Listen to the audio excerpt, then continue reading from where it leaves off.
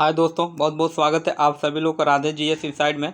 और जैसा कि हम लोग डिकोड एग्ज़ाम का आरओ एआरओ से संबंधित प्रैक्टिस सेट सॉल्व कर रहे हैं और पिछले वीडियो में हम लोग प्रैक्टिस सेट नंबर 6 तक सॉल्व कर चुके हैं। और जो उसे आप लोग नहीं देखे हो तो चैनल का प्लेलिस्ट में पड़ा होगा, जाके देख सकते हैं। और आज की वीडियो हम लोग प्रैक्टिस सेट नंबर 7 को सॉल्व करेंगे। और अभी तक आप लोग चैनल को सब्सक्राइब नहीं किए तो सब्सक्राइब कर लीजिए, ताकि जब भी अगला वीडियो डाला जाए तो उसका नोटिफिकेशन आप लोगों को मिल जाए। तो ज़्यादा देरी न करते हुए आज देखते हैं कि प्रैक्टिस सेट नंबर 7 का पहला क्वेश्चन। और मेरे प्रश्नों को व्याख्या करने में या कहीं उत्तर देने में कोई त्रुटि हो जा रही है तो मैं चाहूँगा कि उसको सुझाव आप लोग कमेंट बॉक्स में दें, ताकि अगले वीडियो में हम उसका सुधार कर सकें। तो ज़्यादा देरी न करते हुए हम लोग पहला प्रश्न देखते हैं क्या कह रहा है। पहला प्रश्न कह रहा है कि घी मक्खन आदि क्या होते हैं, एक संतृप्त वसाओं के रूप हैं। तो पहला कथन क्या है, सही है। देखिए, जो संतृप्त जो वसाएं होती है ना, ये जो अधिकांश जो जंतु वसाएं होती है, जैसे घी, चर्बी, मक्खन, ये क्या होती है, संतृप्त वसाएं होती हैं। ठीक, तो ये पहला कथन क्या है, सही है। उसके बाद कह रहा है ये इनमें दोहरे बंध वाले वसी अम्ल नहीं होते हैं। तो कारण भी क्या है, सही है।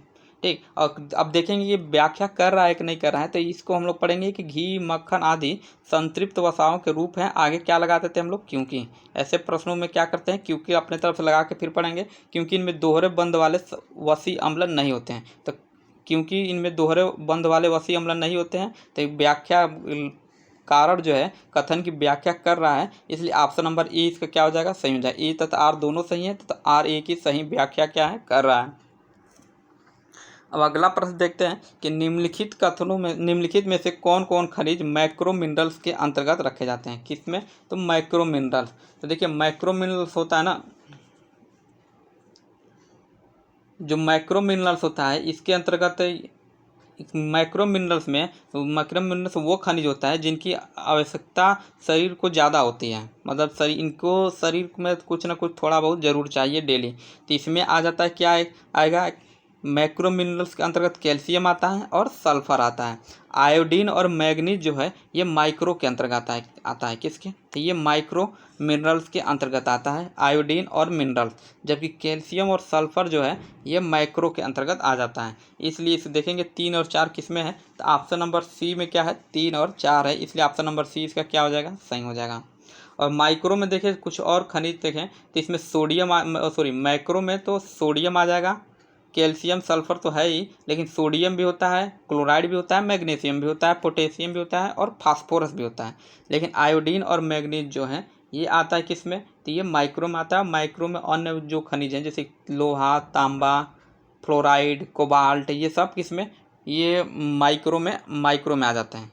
ऑप्शन नंबर सी इसका क्या हो जाएगा, सही हो जाएगा। अगला प्रश्न कह रहा है कि विटामिन ए के संदर्भ में निम्नलिखित कथनों में से असत्य कथन चुनिए। यह एक संतृप्त अल्कोहल है। तो पहला ही कथन क्या है, असत्य है, क्योंकि ये असंतृप्त अल्कोहल नहीं है, बल्कि क्या है, ये एक असंतृप्त अल्कोहल है। क्या है, ये एक असंतृप्त अल्कोहल है। उसके बाद कह रहा है उसके बाद कह रहा है कि यह विटामिन आहार नाल में भोजन से फास्फोरस और कैल्शियम के अवशोषण के लिए आवश्यक होता है। तो देखिए, दूसरा कथन भी गलत है, क्योंकि विटामिन जो आहार नाल में भोजन से फास्फोरस और कैल्शियम के अवशोषण के लिए विटामिन ए नहीं, बल्कि क्या होता है, उसकी आवश्यकता होती है विटामिन डी की आवश्यकता होती है। लेकिन दूसरा कथन भी क्या है, असत्य है। इसलिए 1 और 2 दोनों सत्य है। अब देखते हैं कि दोनों किस में दिया है, तो ऑप्शन नंबर सी में दिया है दोनों। तो क्या हो जाएगा, ऑप्शन नंबर सी इसका क्या हो जाएगा, सही हो जाएगा। अगला प्रश्न कह रहा है कि डरे हुए आदमी का चेहरा पीला पड़ जाता है, ऐसा किस ग्रंथि के हार्मोन के कारण होता है। पीयूष ग्रंथि, थायराइड ग्रंथि, एड्रिनल ग्रंथि या थाइमस ग्रंथि। तो इसका सही आंसर हो जाएगा ऑप्शन नंबर सी, एड्रिनल ग्रंथि। किसका, एड्रिनल ग्रंथि। और ये जो एड्रिनल ग्रंथि है, ये दोनों किडनी जो होते हैं ना, इन्हीं के किडनी के पास में होता है ये। और शरीर में इनकी संख्या जो एड्रिनल ग्रंथि होती है ये दो प्रकार के होती हैं। और देखिए, इसी एड्रिनल ग्रंथि को 3F भी बोलते हैं। 3F अर्थात क्या, 3F एक 1 से फियर हो जाएगा, फियर, फाइट और फ्लाइट। और हिंदी में छोड़िए आगे इसको, मतलब एड्रिनल ग्रंथि को 3F बोलते हैं। और इसके बारे में थोड़ा सा और देख लें हम लोग, तो यह हार्मोन शरीर में अत्यधिक शक्ति का संचार करता है। जब भी हम लोग कोई डरता होता है तो देखिए उस समय क्या लगता है ना कि सबसे ज़्यादा एनर्जी की आवश्यकता होती है। तो ये हार्मोन जो होता है शरीर में सबसे ज़्यादा शक्ति का संचार करता है और इससे मनुष्य विषम परिस्थितियों के सामना करने में क्या होता है, समर्थ होता है। तो इसलिए तो ऑप्शन नंबर सी इसका क्या हो जाएगा, सही हो जाएगा। और इसके मतलब ये इस जब एड्रिनल ग्रंथि सक्रिय होती है तो शरीर में रक्त का जो संचार होता है, प्रवाह होता है, काफ़ी ज़्यादा होने लगता है और ये आकस्मिक घटना घटने पर शरीर को उसका सामना करने के लिए योग्य बना देता है। ऑप्शन नंबर सी इसका क्या है, इसलिए सही है। अगला प्रश्न देखते हैं, क्या आ रहा है कि एकलिंगी पुष्प एकलिंगी पुष्प के संदर्भ में निम्नलिखित कथनों में से सत्य कथन को चुनिए। इसमें या तो पुंकेसर होता है या स्त्री कैंसर होता है, तो पहला क्या है, सही है। पूछा सत्य कथन चुनना है तो पहला क्या है, सही है। और दूसरा करें गुलाब एक लिंगी पुष्प का उदाहरण है, दूसरा क्या है, गलत है, क्योंकि गुलाब जो है एक लिंगी पुष्प का उदाहरण नहीं है बल्कि ये द्विलिंगी पुष्प का उदाहरण है। किसका, तो ये द्विलिंगी पुष्प का ये उदाहरण है। और द्विलिंगी पुष्प के अंतर्गत अन्य पुष्प भी आते हैं, जैसे गुलाब आ गया, गुलाब तो दिया, ये गुड़हल भी होता है जो, ये भी द्विलिंगी पुष्प होता है। और ये एक लिंगी पुष्प के अंतर्गत आता है पपीता, धतूरा, सरसों, कपास, भिंडी, ये सब एक लिंगी पुष्प के अंतर्गत आते हैं। हालांकि इसमें कथन केवल वन सही है, इसमें या तो पुंकेसर या स्त्री केसर होता है, तो इसलिए ऑप्शन नंबर ए सही हो जाएगा, केवल वन इसका क्या हो जाएगा, सही हो जाएगा। अगला प्रश्न कर रहा है प्रश्न संख्या 6 कि कोशिका विभाजन की किस अवस्था में हर एक गुणसूत्र दो अर्धसूत्रों में बना दिखने लगता है, मध्यावस्था, पूर्वावस्था, पश्चावस्था या अंत्यावस्था। तो इसका सही आंसर हो जाएगा आप पूर्वावस्था, अर्थात ऑप्शन नंबर बी। कोशिका विभाजन की किस अवस्था में हर एक गुणसूत्र दो अर्धसूत्रों का बना दिखने लगता है, तो पूर्वावस्था में। कोशिका विभाजन पढ़े होंगे तो उसमें जरूर मिला होगा ये पूर्वावस्था, तो यही होगा इसका। अगला प्रश्न 7वां कह रहा है कि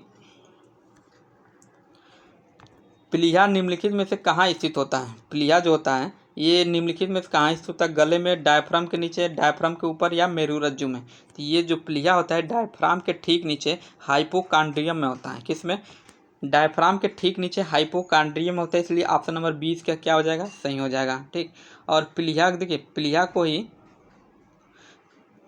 प्लीहा में ही श्वेत रक्त कणिकाओं का निर्माण होता है और लाल रक्त कणिकाओं का विनाश होता है, इसलिए इसको लाल रक्त कणिकाओं का मृत स्थल भी कहा जाता है, या लाल रक्त कणिकाओं का इसको क्या कहा जाता है, कब्रगाह भी कहा जाता है। ठीक, हालांकि इसका ऑप्शन नंबर 20 सही हो जाएगा। इसलिए अगला प्रश्न देखते हैं अब, रक्त की धमनियों और शिराओं के संदर्भ में निम्नलिखित में कथनों में से कौन सा कथन सत्य है। धमनी में रक्त का प्रवाह हृदय से विभिन्न अंगों की ओर होता है, तो पहला कथन क्या है, सही है, क्योंकि धमनी में जो रक्त का प्रवाह होता है विभिन्न अंगों और मतलब हृदय से विभिन्न अंगों की ओर होता है, इसलिए इसमें शुद्ध रक्त बहता है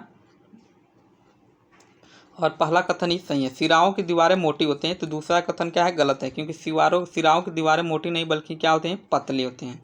और धमनियों में वाल नहीं पाया जाता है, तो दूसरा क्या है, तीसरा भी कथन क्या है, सही है कि धमनियों में वाल नहीं पाया जाता है। इसलिए अब देखते हैं कौन सा ऑप्शन इसका सही होगा। तो 1 और 3 सही है, तो इसलिए ऑप्शन नंबर ए इसका 1 और 3 सही है। ऑप्शन नंबर ए इसका क्या हो जाएगा, सही हो जाएगा। अगला प्रश्न है कि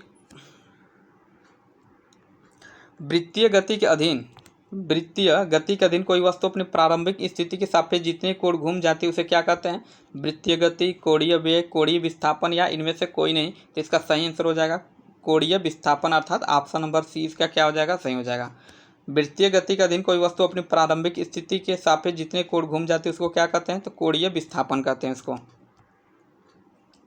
अगला प्रश्न, हेडपम्प का जो हत्था होता है लंबा रखा जाता है ताकि इसे आसानी से जलाया जा सके, ये किसका उदाहरण है, अपकेंद्रीय बल का, अवकेंद्रीय बल का, क्रिया प्रतिक्रिया नियम का या बल आघूर्ण का। तो इसका सही आंसर हो जाएगा बल आघूर्ण, अर्थात ऑप्शन नंबर डी। हेडपम्प का जो हत्था लंबा रखा जाता है ताकि इसे आसानी से चलाया जा सके, इसका कारण क्या है, बल आघूर्ण।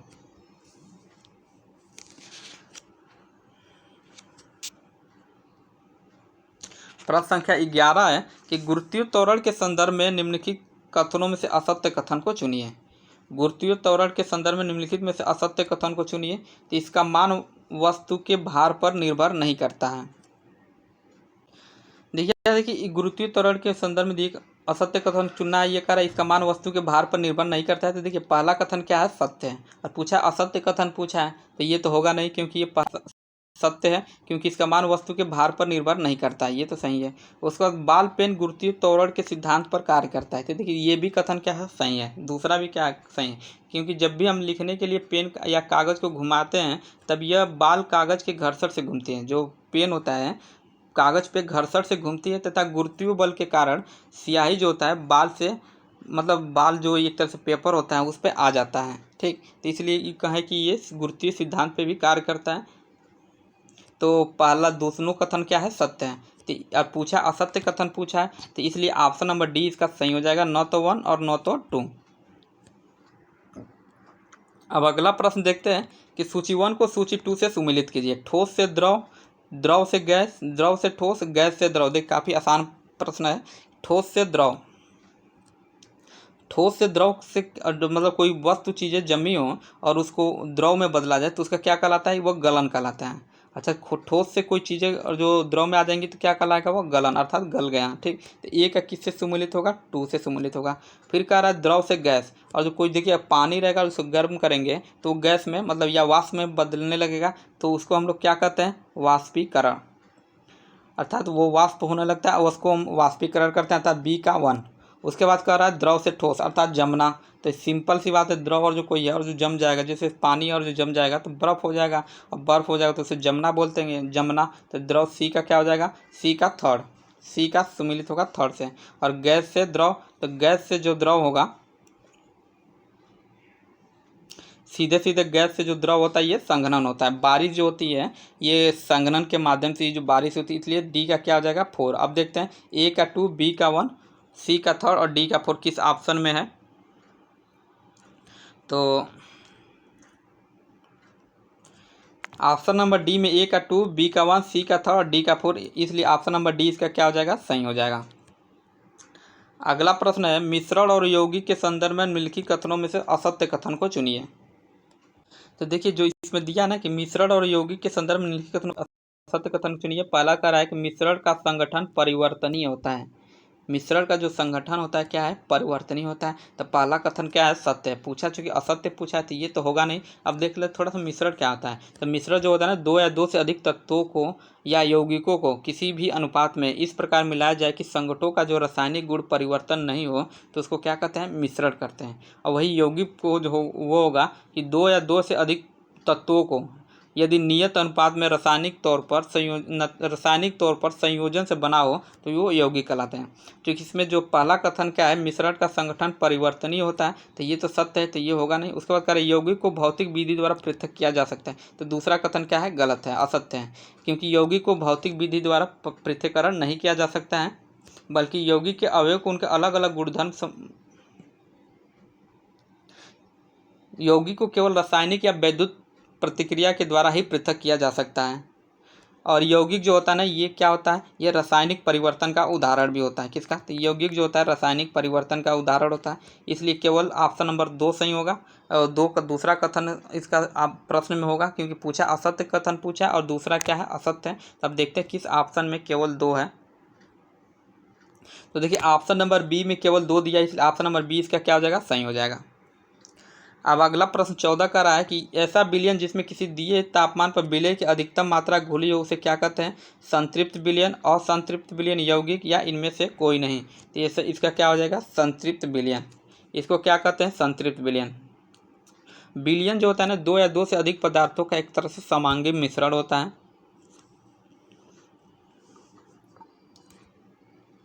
तो देखिए इसका जो सही है संतृप्त विलयन। अगला प्रश्न आप देखते हैं कि किसी ऑर्बिटल में कह रहा है किसी ऑर्बिटल में इलेक्ट्रॉनों की स्थिति को समझाने के लिए कितनी क्वांटम संख्याओं की आवश्यकता होती है। 15 का मतलब सॉरी 5 का, 2 का, या 4 का या 6 का। प्रश्न पूछ रहा है किसी ऑर्बिटल में इलेक्ट्रॉनों की स्थिति को समझाने के लिए कितने क्वांटम संख्याओं की आवश्यकता होती है। तो इसका सही आंसर हो जाएगा 4, अर्थात option number C. Option number C इसका क्या हो जाएगा, सही हो जाएगा। अगला प्रश्न जनगणना से संबंधित है कि 2011 के जनगणना के अनुसार निम्नलिखित में से किस राज्य में 10 लाख या उससे अधिक जनसंख्या वाले नगरों की संख्या सबसे अधिक है। महाराष्ट्र में है, केरल में है, मध्य प्रदेश में या महाराष्ट्र में है। तो इसका सही आंसर हो जाएगा ऑप्शन नंबर बी, केरल। 2011 की जनगणना के अनुसार निम्नलिखित में से किस राज्य में 10 लाख या उससे अधिक जनसंख्या वाले नगरों की जनसंख्या किस सबसे अधिक है? तो ऑप्शन नंबर 20 का हो जाएगा केरल। ऑप्शन नंबर 20 का सही हो जाएगा। देखिए जो 2011 के जनगणना के अनुसार जो कुल मिलियन अर्थात 10 लाख से ऊपर के जो मतलब 10 लाख से ऊपर के जो शहर थे ये 53 शहर थे। ठीक, इनको मिलियन प्लस भी कहा जाता है। और ये 7 राज्यों में सबसे ज़्यादा थे। कहाँ कहाँ? उत्तर प्रदेश में अर्थात यूपी में और केरल में। तो यूपी ऑप्शन तो है नहीं उत्तर प्रदेश, इसलिए ऑप्शन नंबर इसका बी क्या हो जाएगा? केरल हो जाएगा। ठीक,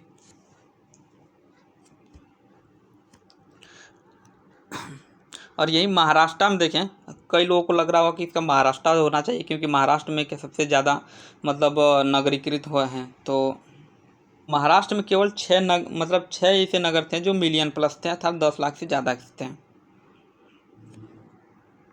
अब अगला प्रश्न देखते हैं। अगला भी जनगणना से संबंधित है कि 2011 के जनगणना के अनुसार निम्नलिखित में किस राज्य में अनुसूचित जाति की जनसंख्या शून्य है? मेघालय में, मिजोरम में, मणिपुर में, नागालैंड में। तो इसका सही आंसर होगा ऑप्शन नंबर सी, नागालैंड। 2011 के जनगणना के अनुसार निम्नलिखित में किस राज्य में अनुसूचित जाति की जनसंख्या शून्य है? मतलब कोई अनुसूचित जनजाति नहीं है। तो ये कहाँ है? नागालैंड में है। और 2011 के जनगणना के अनुसार अनुसूचित जाति की कुल जो प्रतिशतता थी भारत में 16 दशमलव कितनी थी? 6% थी अनुसूचित जाति के लिए। और यही एक प्रश्न पूछता है यूपी में कितनी अनुसूचित जनजाति थी? तो यूपी में 20.7% अनुसूचित जनजाति थी। और टोटल पूरे ओवरऑल भारत में देखें तो 16.6% और नागालैंड में कोई अनुसूचित जनजाति नहीं थी।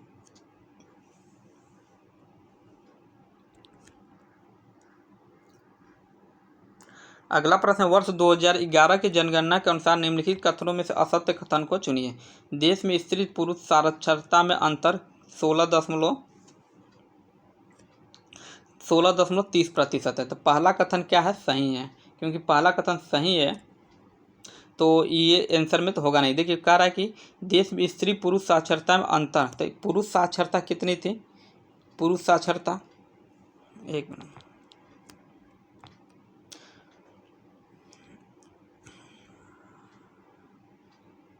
मेन साक्षरता मतलब पुरुष साक्षरता कितनी थी? ये था 80.9%। कितना था? 80.9% था। उसके बाद वोमेन अर्थात महिला साक्षरता कितनी थी? तो ये था 64 कितना था? 6%। ठीक, तो कह रहा है कि स्त्री पुरुष साक्षरता, तब क्या करेंगे? पुरुष में से महिलाओं को घटा देंगे तो जितना आएगा वही होगा। तो देख लेते हैं कितना हो जाता है। तो देखिए 9 में से 6 घटाएंगे 3 हो जाएगा, और यहाँ पे 10 में से 4 जगह 6 हो जाएगा, और यहाँ 7 बच गया, 7 में से 6 जाएगा 1 हो जाएगा अर्थात 16.3। तो पहला कथन क्या है? सही दिया है, इसलिए पहला कथन नहीं।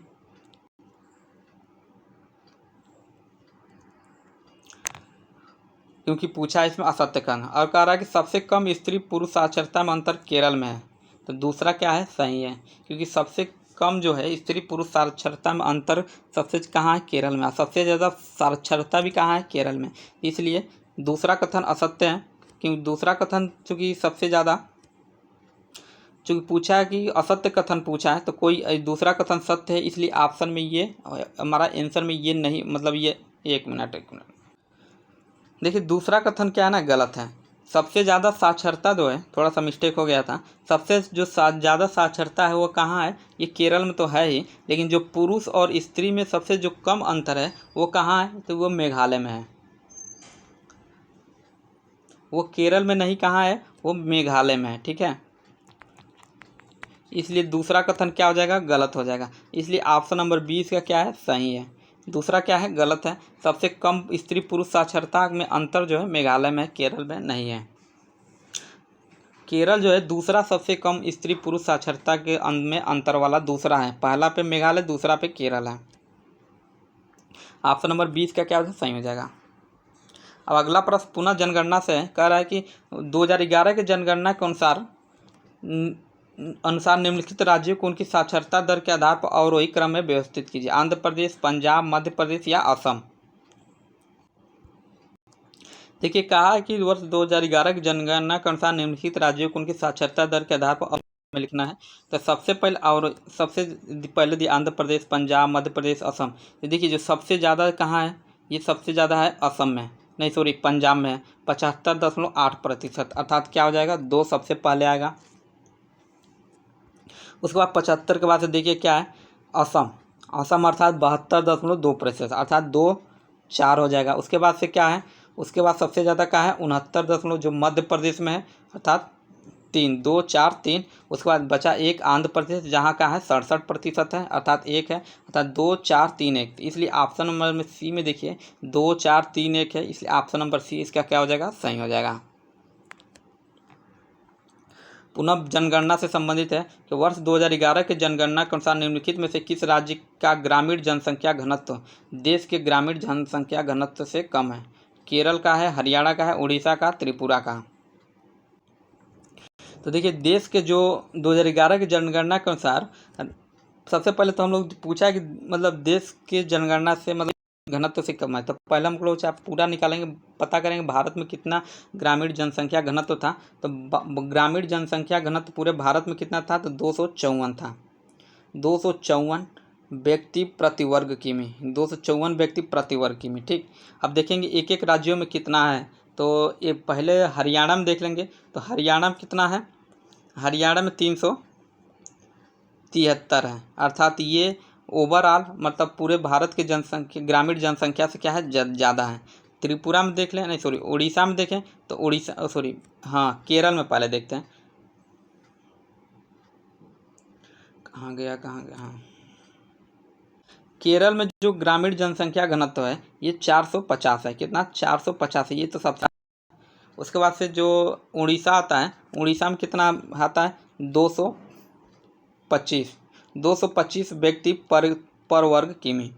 और वही त्रिपुरा में देखें तो त्रिपुरा में 259 व्यक्ति प्रति वर्ग किमी। तो सबसे ज़्यादा जो है, सबसे कम पूछा है ग्रामीण जनसंख्या घनत्व में कम है, सबसे कम। तो सबसे कम जो है 252 जो है ये कहाँ, उड़ीसा का है। और ये जो राष्ट्रीय जनघनत्व ग्रामीण जनघनत्व से कम है, इसलिए ऑप्शन नंबर सी इसका क्या हो जाएगा, सी उड़ीसा। अब देख लेते हैं वर्ष 2011 की जनगणना के अनुसार निम्नलिखित में से किस राज्य का ग्रामीण जनसंख्या घनत्व देश की ग्रामीण जनसंख्या घनत्व से कम है? इसका सही आंसर सी होगा, उड़ीसा। अब अगला प्रश्न देखते हैं कि उत्तर प्रदेश की पहली महिला मुख्यमंत्री सुचिता कृपलानी का कार्यकाल कब से कब तक था? अक्टूबर 1960 से मार्च 1965 तक, 1963 से अक्टूबर 1965 तक, या दिसंबर 1956 से अप्रैल 1960 तक, अक्टूबर 1963 से मार्च 1967 तक। तो इसका सही आंसर हो जाएगा ऑप्शन नंबर, ये अक्टूबर 1963 से मार्च 1967 तक कौन थी, सुचिता कृपलानी थी। इसलिए ऑप्शन नंबर डी इसका क्या हो जाएगा, सही हो जाएगा। ऑप्शन नंबर डी इसका क्या है, सही। अक्टूबर 1963 से मार्च 1967 तक उत्तर प्रदेश की क्या महिला मुख्यमंत्री थी, और ये पूरे भारत की पहली महिला मुख्यमंत्री भी थी। अगला प्रश्न है कि प्रश्न संख्या 22 कह रहा है कि भूगर्भिक दृष्टि से उत्तर प्रदेश गोंडवाना लैंड का भाग है। तो पहला कथन क्या है, सही है। कथन जो क्या कह रहा है कि सही है, भूगर्भिक दृष्टि से उत्तर प्रदेश भारत में प्राचीनतम गोंडवाना लैंड का एक भाग है। उसके बाद कह रहा है बांगर एवं खादर का संबंध प्रदेश के गंगा यमुना मैदानों से है। तो दूसरा कथन भी क्या है, सही है। अब देखेंगे ये कारण जो है सही व्याख्या इसका कर रहा है कि नहीं कर रहा है। तो पहले कथन पढ़ेंगे कि भूगर्भिक दृष्टि से उत्तर प्रदेश का गोंडवाना लैंड का भाग है क्योंकि बांगर एवं खादर का संबंध प्रदेश की गंगा यमुना मैदान से। तो क्योंकि लगाने के बाद देखिए ये जो कारण है इसका कोई मतलब इसके दोनों में कोई मतलब संबंध नहीं निकल रहा है, दोनों का कोई मतलब नहीं है। बांगर एवं खादर से गोंडवाना लैंड का क्या मतलब संबंध है, कोई संबंध नहीं है। तो इसलिए कथन और कारण दोनों सही तो है, लेकिन इसका सही व्याख्या नहीं कर रहा है। इसलिए कह देंगे ए तथा आर दोनों सही है, परंतु आर ए की सही व्याख्या नहीं कर रहा है। इसलिए ऑप्शन नंबर 20 का क्या हो जाएगा, सही हो जाएगा। प्रश्न संख्या 23 देखते हैं। दे रहा है कि सूची 1 को उत्तर प्रदेश के झीलों के संदर्भ में सूची 1 का मिलान सूची 2 से कीजिए। एक तरफ झील और ताल दिया है, दूसरी तरफ जिला दिया है। देखिए तो बड़ा ताल जो है, बड़ा ताल कहाँ है, ये शाहजहाँपुर में है, अर्थात ए का किससे सुमिलित होगा, 2 से, अर्थात ए का 2 से सुमिलित हुआ। नेक्स्ट का क्या दे रहा है कि दिया है लिलौर झील, क्या है, लिलौर झील। तो लिलौर झील क्या है, यहाँ बरेली में, अर्थात बी का किससे सुमिलित होगा, बी का 1 से सुमिलित होगा। ठीक, ए का 2, बी का 1 हो गया। उसके बाद मोराय ताल दे रहा है, ये जो मोराय ताल है ना ये फतेहपुर में, कहाँ है, फतेहपुर में, अर्थात सी का 4। और एक बचा है औंधी ताल, तो ये सीधे सीधे कहाँ हो जाएगा, ये वाराणसी में हो जाएगा, अर्थात डी का 3। डी का क्या हुआ, थर्ड हो गया। ठीक, अब ए का 2, बी का 1, सी का 4, डी का थर्ड। अब देखते हैं किस ऑप्शन में है। तो ये है आपका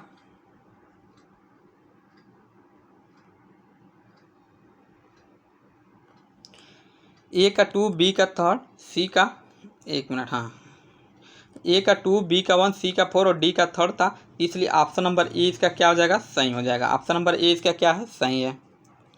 और अगला प्रश्न 25 कह रहा है कि निम्नलिखित में से कौन सा युग में सुमेलित नहीं है। एक तरफ वन्य जीव अभ्यारण्य दिया है, दूसरा स्थापना वर्ष दिया है। पहला क्या दे रहा है, किशनपुर। ठीक, तो किशनपुर 1972 में इसकी स्थापना की गई थी, तो पहला क्या है, सही है। उसके बाद क्या दिया है, रानीपुर। एक मिनट, देखिए लगता है प्रश्न संख्या 24 छूट गई है, लेकिन कोई नहीं, अब 25 देख लेते हैं, उसके बाद 24 देख लेंगे। वन्य जीव अभ्यारण्य और ये स्थापना वर्ष। ठीक है, तो किशनपुर जो है, किशनपुर की स्थापना कब किया गया था, तो 1972 में किया गया था।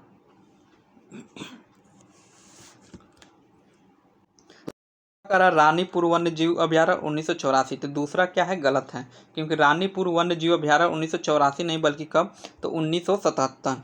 ये इसकी स्थापना कब की गई थी, तो 1977 में। इसलिए ऑप्शन नंबर बी क्या है, गलत है। इसलिए ऑप्शन नंबर 20 का क्या हो जाएगा, सही हो जाएगा। पूछा सुमेलित कौन नहीं, तो बी सुमेलित नहीं है।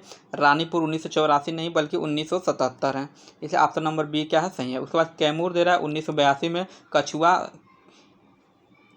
कछुआ वन्य जीव अभ्यारण्य, तो 1987 में इसकी स्थापना की गई थी। 1987 कछुआ वन्य जीव अभ्यारण्य 1987। अब अगला प्रश्न देखते हैं, नहीं 24 पहले हम लोग देख लेते हैं। सूची 1 को सूची 2 से सुमेलित कीजिए।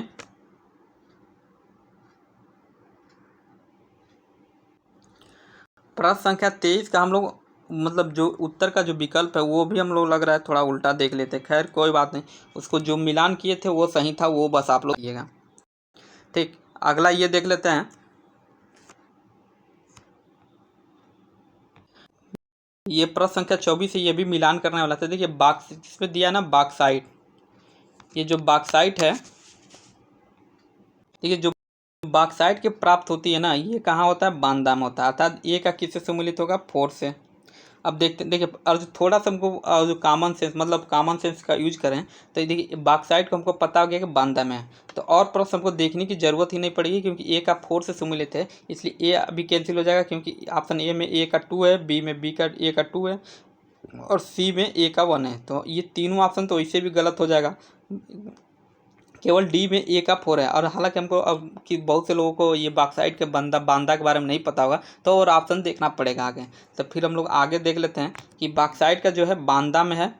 सैंड स्टोन कहाँ है, मिर्ज़ापुर। सैंड स्टोन कहाँ मिलता है ज़्यादातर, तो ये मिलता है आपको मिर्ज़ापुर में, अर्थात एक मिनट, मिर्ज़ापुर 2 जगह दिया है। ठीक है, तो बी का किससे सुमिलित कर ले, सैंड स्टोन मिर्ज़ापुर में थर्ड से, क्योंकि इसी में बी का थर्ड ही है, बी का थर्ड सुमिलित हो जाएगा। और ये डायस्पोर जो है ये ललितपुर में सुमिलित है। कहाँ पे, डायस्पोर है ललितपुर में, अर्थात सी का 2 हो जाएगा। और एक बचा है पायराइट, तो पायराइट कहाँ है, ये भी मिर्ज़ापुर में ही मिलता है। ठीक, अगला प्रश्न 25 तो हो ही गया था। अब 26 देखते हैं क्या कर रहा है कि प्रश्न संख्या 26 का रहा है कि उत्तर प्रदेश के किस जनपद में Indian grain storage management and research institute स्थित है। आगरा में, हापुड़ में, लखनऊ में या गाजियाबाद में। तो इसका सही आंसर हो जाएगा ऑप्शन नंबर, इसका सही आंसर होगा हापुड़, अर्थात option number B. Indian grain storage management and research institute कहाँ स्थित है, हापुड़ में है। ऑप्शन नंबर 20 का क्या हो जाएगा, सही हो जाएगा।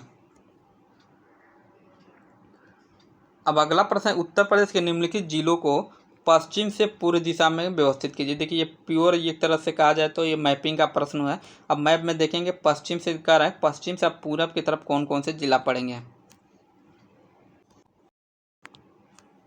तो पहले हम लोग मैपिंग थोड़ा सा एक प्रश्न ये देख लेते हैं कि उत्तर प्रदेश का जो सबसे पूर्वी जिला होता है ना, सबसे पूर्वी जिला जो होता है उसको क्या कहते हैं हम लोग, तो उसको सबसे पूर्वी जिला जो है ये बलिया है। ठीक, और उत्तर प्रदेश का सबसे जो पश्चिमी जिला होता है ये क्या है, शामली। और उत्तरी जो जिला है सबसे ज़्यादा, उत्तर प्रदेश का जो सबसे उत्तर जिला है ये क्या है, सहारनपुर। और जो सबसे दक्षिणी जिला है उसको क्या कहते हैं, उसको कहते हैं हम लोग सोनभद्र। उसको बोला जाता है, मतलब सोनभद्र है जो सबसे दक्षिणी जिला है। अब दिए गए ऑप्शनों में देखें कि कौन सबसे पश्चिम से पूर्व में है, तो सबसे पश्चिम आ जाता है मेरठ। अमरोहा, बदायूं और संभल में सबसे पश्चिम आ जाता है मेरठ, अर्थात 4 पहले आएगा। ठीक, उसके बाद आता है क्या आपका, तो उसके बाद आता है अमरोहा। मैप में आप लोग मिलान कर लीजिएगा, क्योंकि मेरठ के बाद से आता है क्या, अमरोहा। उसी के बाद जस्ट नहीं आता, लेकिन दिए गए ऑप्शनों में जो है उसके में अमरोहा आ जाएगा, अर्थात 1। 4 के बाद से क्या हो जाएगा, 1 हो जाएगा। फिर उसके बाद अमरोहा के बाद क्या आ जाता है, संभल, अर्थात 4 1 3 और बचा 2, तो 4 1 3 2 4, इसलिए ऑप्शन नंबर सी में ये 4 1 3 2 4, इसलिए ऑप्शन नंबर सी इसका क्या हो जाएगा, सही हो जाएगा। अगला प्रश्न का, निम्नलिखित कथनों में से असत्य कथन को चुनिए। क्या चुनना है इसको, असत्य कथन। उत्तर प्रदेश के 6 जिले हरियाणा के साथ सीमा बनाते हैं। देखिए कह रहा है कि उत्तर प्रदेश के 6 जिले हरियाणा के साथ सीमा बनाते हैं, तो पहला कथन क्या है, सत्य है। और चूंकि पूछा है इसमें कौन असत्य कथन पूछा है, तो ये ऑप्शन तो होगा नहीं। ठीक, क्योंकि 6 जिले जो हैं उत्तर प्रदेश के साथ, सॉरी हरियाणा के साथ सीमा बनाते हैं, तो ये पहला कथन क्या है, सही है। फिर कह रहा है उत्तर प्रदेश के 8 जिले उत्तराखंड के साथ सीमा बनाते हैं, तो दूसरा कथन क्या है, असत्य है। और पूछा असत्य ही पूछा है, तो इसलिए देखिए केवल 2 सही है, तो इसलिए ऑप्शन नंबर बी इसका क्या हो जाएगा, सही हो जाएगा। Option number B, Uttar Pradesh के 8 जिले उत्तराखंड के साथ सीमा बनाते हैं। उत्तर प्रदेश के 8 जिले नहीं बल्कि 7 जिले हैं। उत्तर प्रदेश के जो 7 जिले हैं ये उत्तराखंड के साथ क्या करते हैं, उत्तराखंड के साथ सीमा बनाते हैं।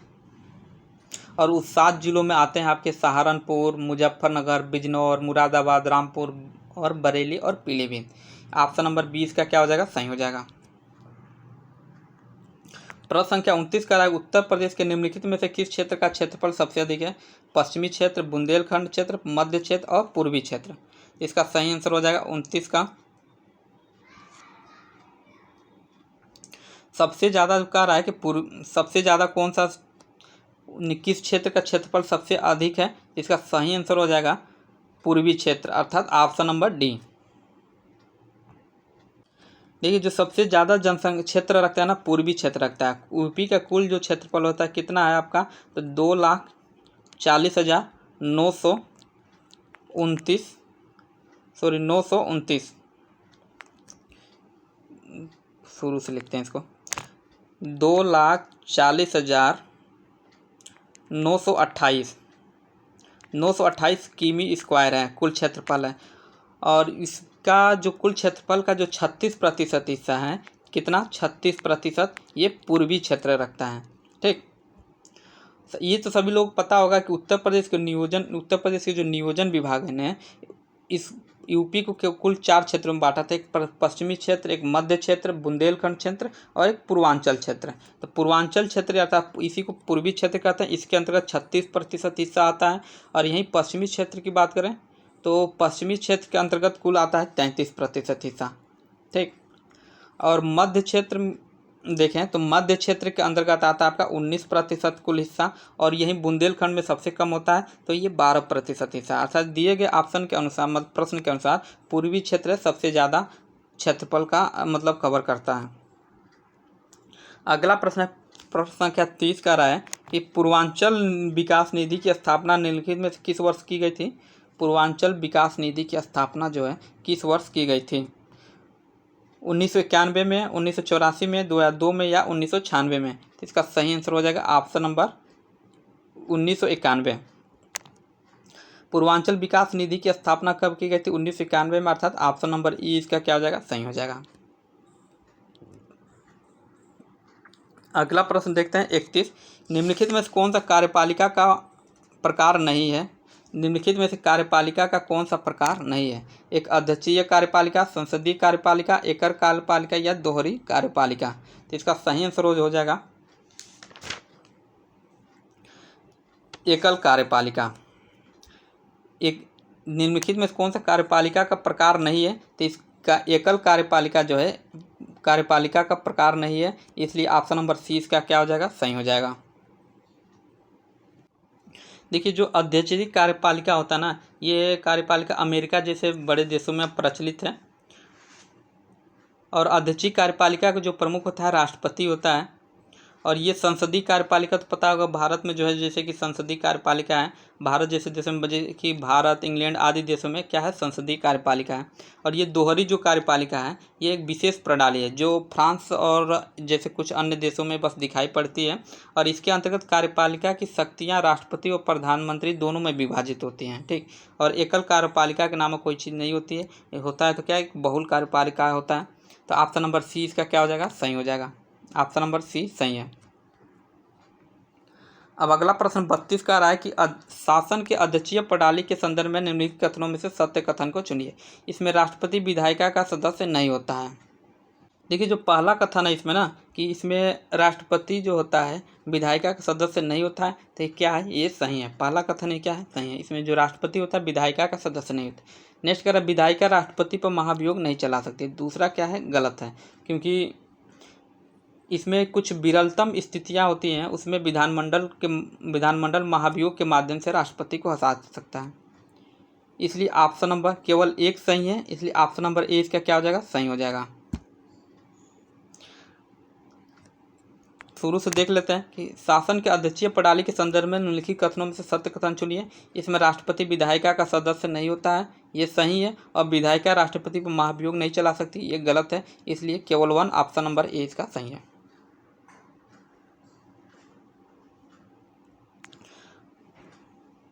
प्रश्न संख्या 33 कह रहा है कि निम्नलिखित में से किस चार्टर एक्ट अधिनियम द्वारा गवर्नर जनरल परिषद को राजस्व के संबंध में पूर्ण अधिकार प्रदान करते हुए गवर्नर जनरल को संपूर्ण देश के लिए एक बजट तैयार करने का अधिकार दिया गया था। तो चार्टर एक्ट 1813, भारत शासन अधिनियम 1919 या भारत परिषद अधिनियम 1861 या चार्टर एक्ट 1833। तो इसका सही आंसर होगा चार्टर एक्ट 1833 अर्थात option number D. Charter act 1833 के द्वारा गवर्नर जनरल की परिषद को राजस्व के संबंध में पूर्ण अधिकार प्रदान करते हुए गवर्नर जनरल को संपूर्ण देश के लिए एक ही बजट तैयार करने का अधिकार दिया गया था। ऑप्शन नंबर डी इसका सही हो जाएगा। अगला प्रश्न है कि भारत शासन अधिनियम 1919 के तहत निम्नलिखित में से कौन कौन से विषय आरक्षित विषय थे। उद्योग, सिंचाई, स्थानीय स्वायत्त शासन या श्रमिक कल्याण। तो देखिए ये तो पता ही होगा, जो 1919 का जो अधिनियम था ये दो भागों में मतलब विभाजित किया गया था, एक हस्तांतरित विषय और एक आरक्षित विषय। तो आरक्षित विषय के अंतर्गत क्या क्या था, तो आरक्षित विषय के अंतर्गत विषयों में छापखाना था, समाचार पत्र था, सिंचाई था, जलमार्ग था, कारखाना, बिजली, गैस, श्रमिक कल्याण या औद्योगिक विकास था। तो देखिए इसी में जो सिंचाई और श्रमिक कल्याण था ये क्या था, आरक्षित विषय के अंतर्गत था, ठीक। तो इसलिए 2 और 4 क्या है, 2 और 4। तो देखते हैं ऑप्शन नंबर डी में केवल क्या है, 2 और 4, इसलिए ऑप्शन नंबर डी इसका क्या हो जाएगा, सही हो जाएगा। और ये उद्योग और स्थानीय स्वायत्त क्या था, तो ये हस्तांतरित विषय के अंतर्गत था। अब अगला प्रश्न देखते हैं। प्रश्न संख्या 35 क्या कह रहा है कि प्रश्न संख्या 35 का रहा है कैबिनेट मिशन योजना के अनुसार ब्रिटिश सरकार के प्रत्यक्ष शासन वाले प्रांतों के लिए कितनी सीटें निर्धारित की गई थी। कैबिनेट मिशन योजना के अनुसार ब्रिटिश सरकार के प्रत्यक्ष शासन वाले प्रांतों के लिए कितनी सीटें निर्धारित की गई थी। 244, 296, 389 या 284। तो इसका सही आंसर हो जाएगा ऑप्शन नंबर बी 296।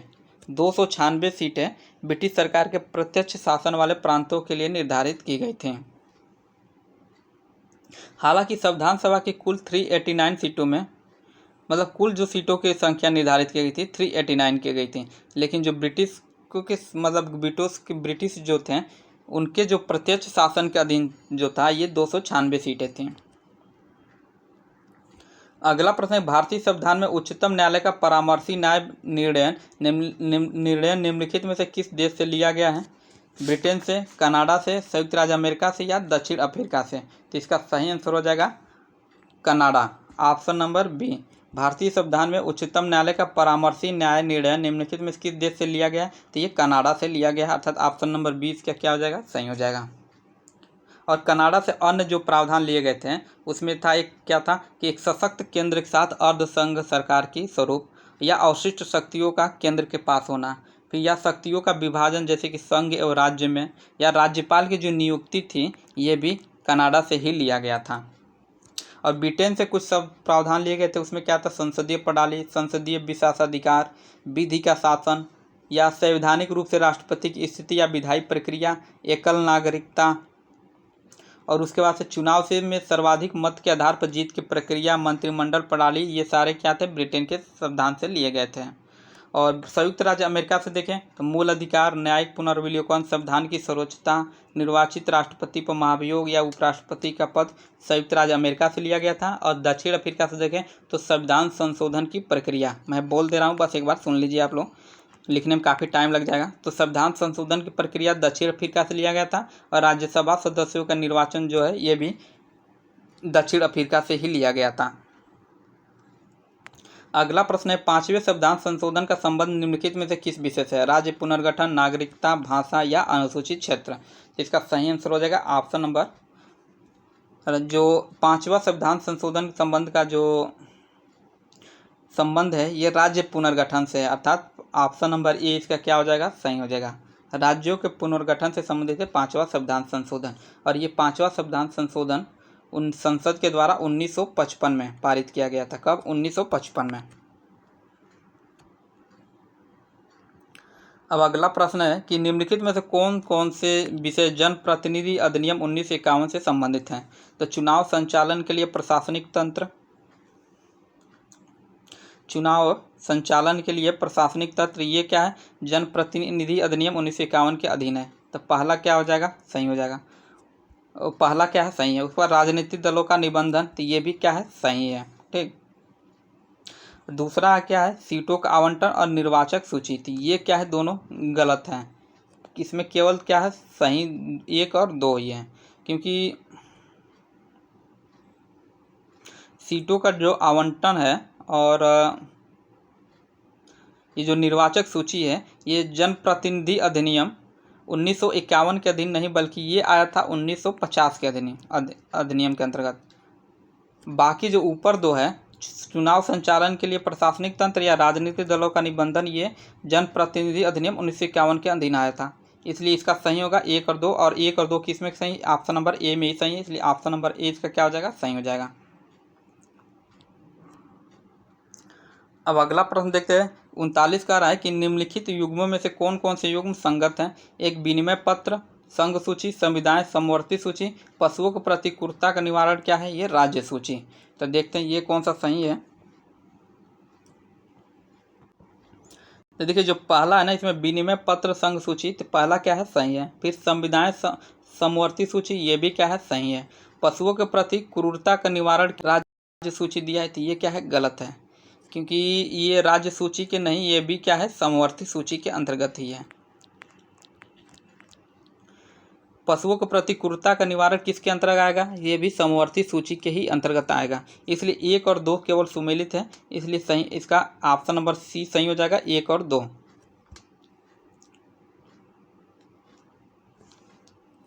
अब अगला प्रश्न देखते हैं, सूची 1 को सूची 2 से सुमेलित कीजिए। एक तरफ राज्य दिया है और दूसरी तरफ विशेष अनुच्छेद दे दिया है, इसको इंग्लिश और एक तरफ नहीं, ऑप्शन भी जो है अगले पेज पे है, तो इसका कोई मतलब नहीं है, यहीं पर हम लोग देख लेते हैं। 40 प्रश्न संख्या 40 है। ठीक। तो मिजोरम जो है, मिजोरम किस अनुच्छेद से संबंधित है?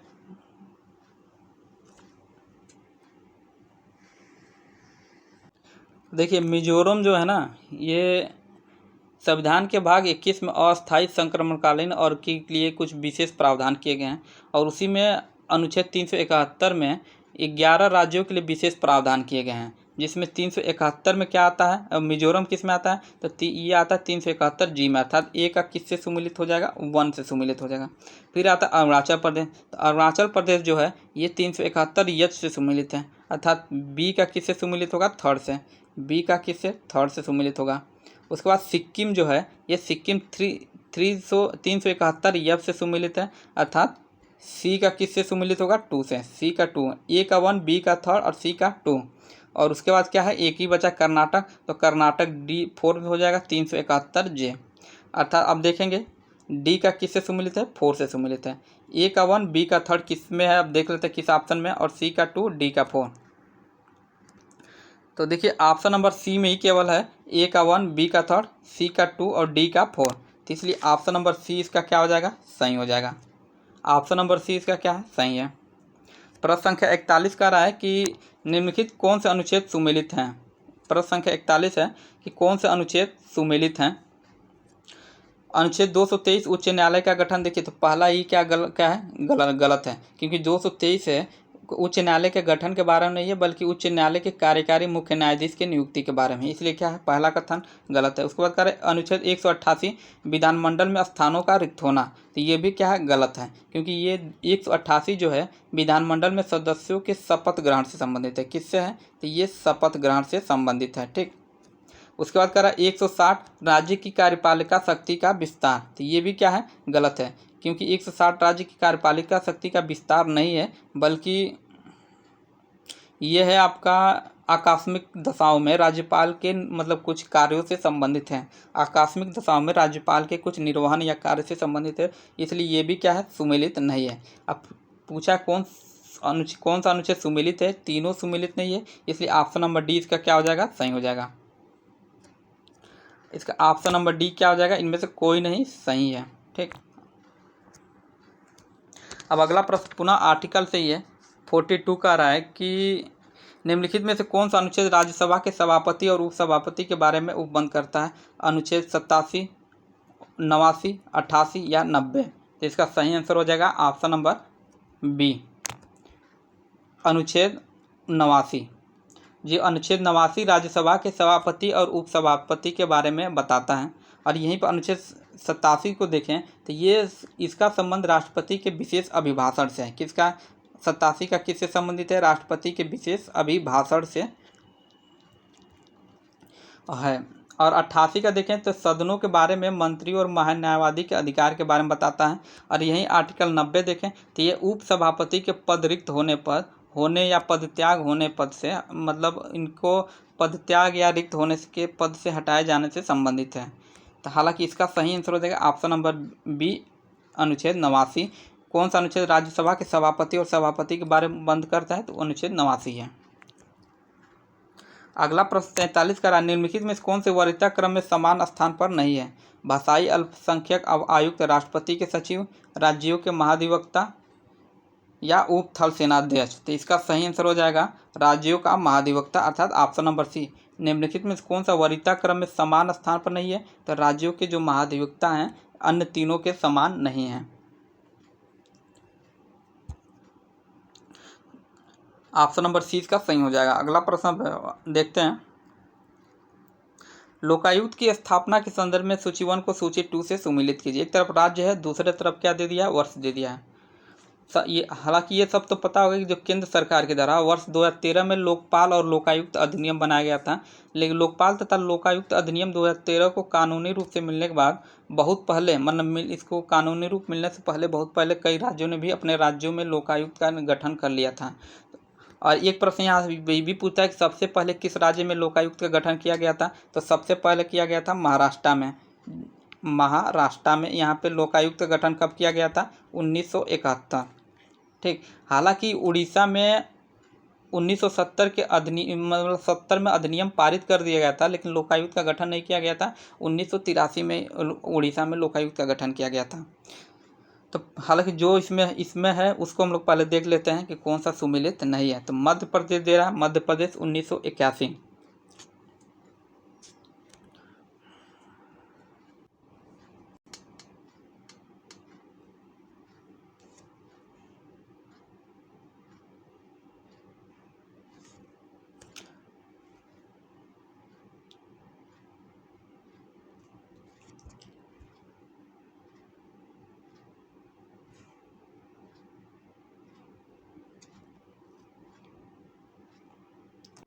अगला प्रश्न कह रहा है अगला कथन कि इसकी नियुक्ति राष्ट्रपति द्वारा 5 सदस्यीय समिति की सिफारिश पर की जाती है।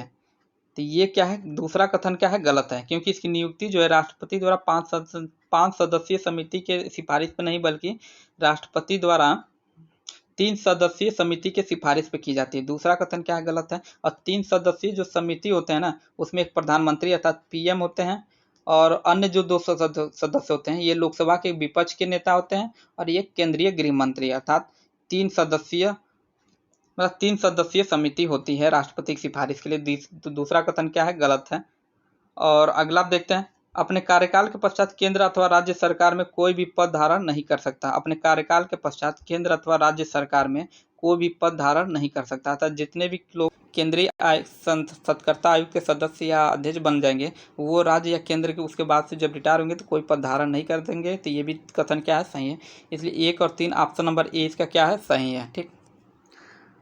और केंद्रीय सत्कर्ता आयोग थोड़ा सा देखें तो केंद्रीय सत्कर्ता आयोग केंद्र में भ्रष्टाचार रोकने के लिए एक प्रमुख संस्था है और ये 1964 में केंद्र सरकार द्वारा पारित एक प्रस्ताव के अंतर्गत इसका गठन किया गया था। और वो समिति जो थी, संथानम समिति, एक प्रश्न पूछता है कि केंद्रीय सत्कर्ता आयोग का गठन किस समिति के सिफारिश पर किया गया था, तो ये संथानम समिति के सिफारिश पर किया गया था। किससे, तो ये संथानम समिति के सिफारिश पर किया गया था। अब अगला प्रश्न है, प्रश्न संख्या 46 कि मरुस्थलीकरण से निपटने के लिए संयुक्त राष्ट्र कन्वेंशन की स्थापना किस वर्ष की गई थी। मरुस्थलीकरण से रोकने के लिए, मरुस्थलीकरण से निपटने के लिए संयुक्त राष्ट्र कन्वेंशन अर्थात UNCCD की स्थापना किस वर्ष की गई थी। तो इसका सही आंसर हो जाएगा 1989, 1999, 1994 या 2002। इसका सही आंसर हो जाएगा मरुस्थलीकरण से निपटने के लिए संयुक्त राष्ट्र कन्वेंशन की स्थापना ये हुआ था 1994 में। अर्थात ऑप्शन नंबर सी इसका क्या हो जाएगा, सही हो जाएगा। अगला प्रश्न है, संयुक्त राष्ट्र जलवायु परिवर्तन सम्मेलन COP अर्थात कॉप के संदर्भ में सूची 1 को सूची 2 से सम्मिलित कीजिए। देखिए ये प्रश्न तो चूँकि बहुत पुराना है, इसको पूछे जाने की संभावना बहुत कम है, फिर भी हम लोग देख लेते हैं कि कौन कहाँ से सम्मिलित था। ठीक, तो ये जो COP 7 था, ये था आपका शायद मोरक्को में सम्मिलित था। एक मिनट, देखिए जो COP 7 था ये मोरक्को के मार्केस से संबंधित था। अर्थात ए का किससे सम्मिलित होगा, 2 से होगा। उसके बाद क्या है, COP 8, तो जो COP 8 था ये इसका आयोजन कहाँ किया गया था, दिल्ली में। अर्थात बी का 1। उसके बाद COP 9 जो है ये इटली में, इसका इटली के मिलान में इसका सम्मेलन किया गया था। अर्थात सी का 3rd, सीधे सामने ये सी का 3rd और डी का 4 ही हो जाएगा। COP 10 जो होगा ये अर्जेंटीना के ब्यूनस आयर्स में इसका आयोजन किया गया था। अर्थात डी का 4, अर्थात ए का 2, बी का 1, सी का 3rd और डी का 4। देखते हैं किस ऑप्शन में है, तो ये है आपका ऑप्शन नंबर सी में, ए का 2, बी का 1, सी का 3rd और डी का 4। इसलिए ऑप्शन नंबर सी इसका क्या हो जाएगा, सही हो जाएगा। अगला प्रश्न है, निम्नलिखित में से कौन सी सतत विकास लक्ष्य उद्योग और नवाचार और बुनियादी ढांचे से संबंधित है। लक्ष्य संख्या 5, 9, संख्या 10 या 8। तो इसका सही आंसर हो जाएगा लक्ष्य संख्या 9। सतत SDG जो संख्या 9 है इसका संबंध नवाचार और बुनियादी ढांचे से संबंधित है। देखिए आप लोग छोटा ये SDG 17 जो है ना, इसको कुल 17 कोई भी प्रश्न पूछ सकता है कि मिलान करने के लिए। तो इसको क्या है कि छोटा ट्रिक बना के याद कर सकते हैं, काफ़ी इस तरह से आसान हो जाएगा। हमने तो जो ट्रिक है, जैसे कि मान लीजिए 1 से लेकर 5 तक तो सीधे सिंपल क्या है, 1, 5, 2, 3, 4, मतलब इसे क्या करेंगे, पहले याद कर लिए एक छोटा सा ट्रिक। पहले में क्या आता है, गरीबी की समाप्ति, तो पहले याद कर लीजिए ना, पहले में क्या है, गरीबी। ठीक, दूसरे में क्या आता है, भूखमरी। ठीक, दूसरे में भूखमरी। तो ऐसे नहीं याद रहेगा तो पहले इस तरह से याद करिए। देखिए गरीबी रहेगा तो क्या आएगा, भूखमरी आ जाएगा। ठीक, तो अब अर्थात पहला गरीबी, दूसरा क्या हो जाएगा, भूखमरी। अब भूखमरी रहेगा तो हमारा क्या होगा, अच्छा स्वास्थ्य नहीं रहेगा। ठीक, तो अर्थात तीसरा क्या हो जाएगा, स्वास्थ्य हो जाएगा। एक ट्रिक से याद करिए। तीसरा में अच्छा स्वास्थ्य है, लेकिन केवल स्वास्थ्य देख लीजिएगा, तो तीसरा स्वास्थ्य अच्छा नहीं रहेगा। उसके बाद जब स्वास्थ्य अच्छा नहीं रहेगा, स्वास्थ्य मतलब अपने खुद पे सोचिए, जब स्वास्थ्य अच्छा नहीं रहेगा तो हम लोग पढ़ नहीं पाएंगे, और पढ़ नहीं पाएंगे तो क्या शिक्षा नहीं प्राप्त कर पाएंगे। अर्थात चौथा किससे है, शिक्षा से संबंधित है। और जब शिक्षा हम लोग को नहीं मिल पाएगा तो क्या हो जाएगा, समानता हमें नहीं, किसी में समानता नहीं हो पाएगी। मतलब हम एक दूसरे से, मतलब दूसरों से हम लोग समानता नहीं कर पाएंगे। अर्थात ये लैंगिक समानता 5वां है। तो इसी तरह से छोटा ट्रिक बना के याद करेंगे ना तो याद हो जाएगा। ठीक, 6 बाद से कुछ और ट्रिक बना लीजिए आप लोग, अपने अपने जहन में जो भी दिमाग में बैठ जाए उसको याद, उस तरह से याद कर सकते हैं। हालांकि इसका आंसर सही होगा लक्ष्य संख्या 9। जल्दी अब प्रश्न खत्म करते हैं, काफ़ी टाइम हो गया और प्रश्न संख्या भी बहुत ज़्यादा है। तो निम्नलिखित में से किस विधि से विधि से पारा को मृदा से अलग करके जैव उपचार किया जाता है? कह रहा है कि निम्नलिखित में किस विधि से पारा को मृदा से अलग करके जैव उपचार किया जाता है? राइजो डिग्रेडेशन, राइजो फिल्ट्रेशन या फाइटोवोल्टेलाइजेशन या माइक्रोमेडिएशन? तो इसका सही आंसर होगा आपका ये फोटो। इसका सही आंसर होगा पारा को मृदा से अलग करने के जैव उपचार क्या कहलाता है? तो ये फाइटोवोल्टिलाइजेशन कहलाता है, अर्थात ऑप्शन नंबर सी इसका क्या हो जाएगा? सही हो जाएगा, फाइटोवोल्टिलाइजेशन। ऑप्शन नंबर सी इसका क्या है? सही है। अब अगला प्रश्न देखते हैं, कार्बन ट्रेंडिंग की अवधारणा सबसे पहले किसके द्वारा पेश की गई थी? कार्बन ट्रेंडिंग की जो अवधारणा है किसके द्वारा पेश की गई थी?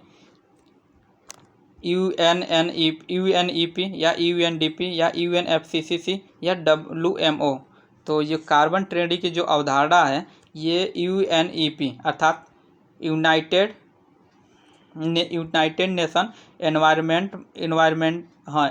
नेशन एनवायरनमेंट प्रोटेक्शन, पूरा नाम हो जाएगा इसका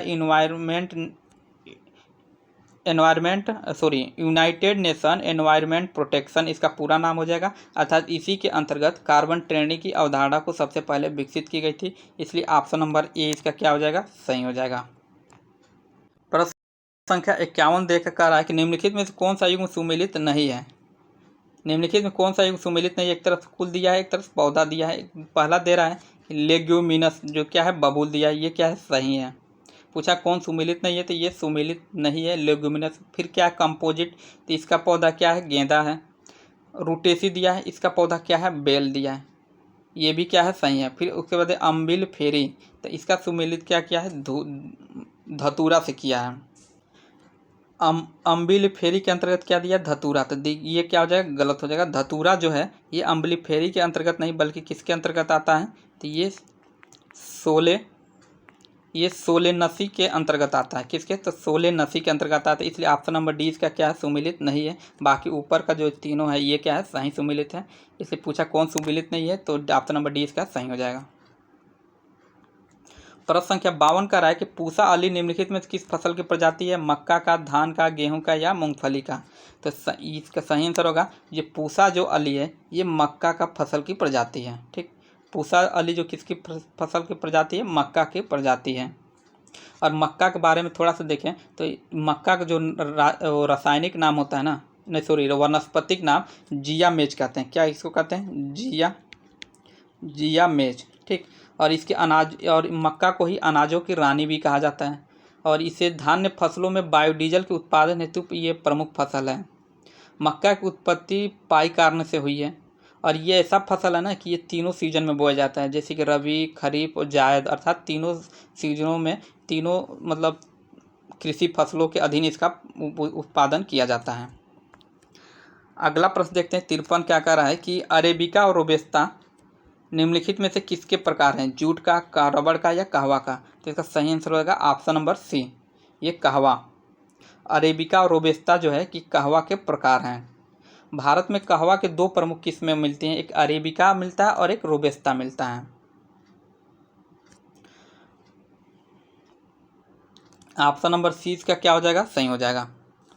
और जो अरेबिका होता है ना ये सबसे उच्च कोटि का कहवा होता है, किंतु इसमें कीड़ों की इस पे कीड़ों का प्रकोप सबसे ज़्यादा होता है, इसलिए उसका उत्पादन थोड़ा कम किया जाता है। लेकिन रोबेस्ता का उत्पादन ज़्यादा किया जाता है क्योंकि इस पे कीट थोड़ा कम लगते हैं।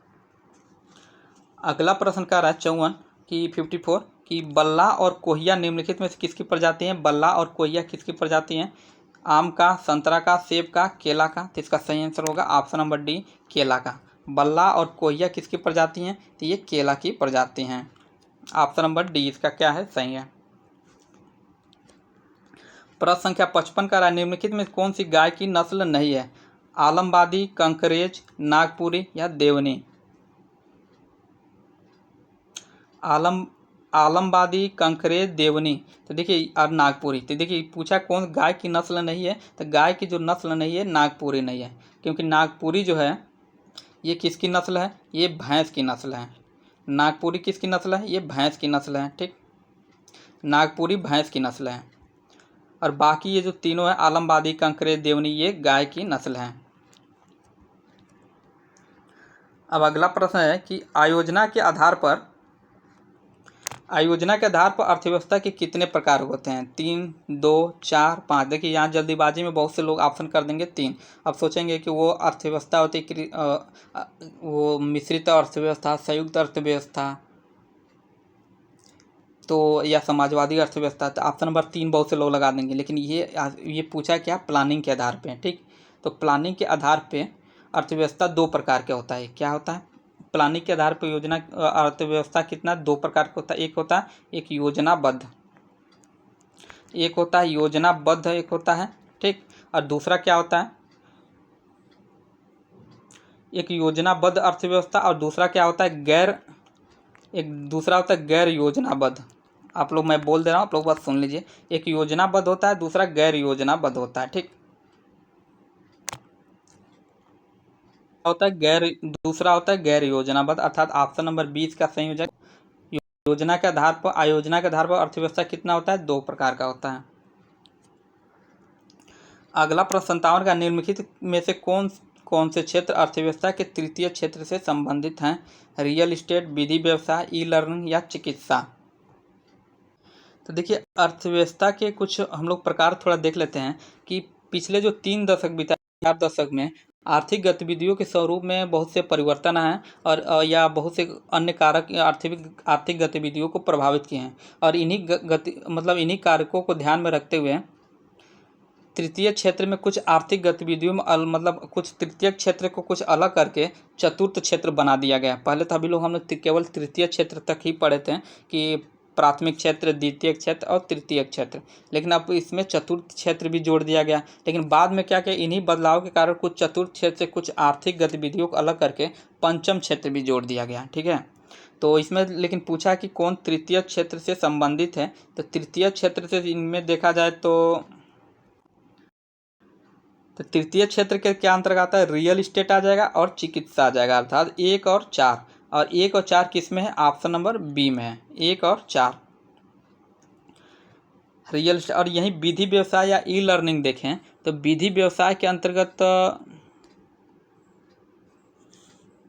जो ई लर्निंग होता है ना, पंचम क्षेत्र के अंतर्गत डिफाइन कर दिया गया है इसको। पंचम क्षेत्र में अर्थव्यवस्था में पंचम क्षेत्र वो क्षेत्र होते हैं कि इसमें अर्थव्यवस्था में उच्चतम स्तर पर निर्णय प्रक्रिया से जुड़ी सेवाओं क्षेत्र, जैसे कि वरिष्ठतम व्यावसायिक अधिकारी, वैज्ञानिक शोध, विधि व्यवसाय, ये जो आते हैं ये पंचम क्षेत्र के अंतर्गत आते हैं। और यही चतुर्थ क्षेत्र के बारे में देखें तो चतुर्थ क्षेत्र में ज्ञान अथवा कौशल आधारित सेवाओं का क्षेत्र होता है, जैसे पोर्टफोलियो का प्रबंधन, सॉफ्टवेयर विकास इत्यादि का संबंध।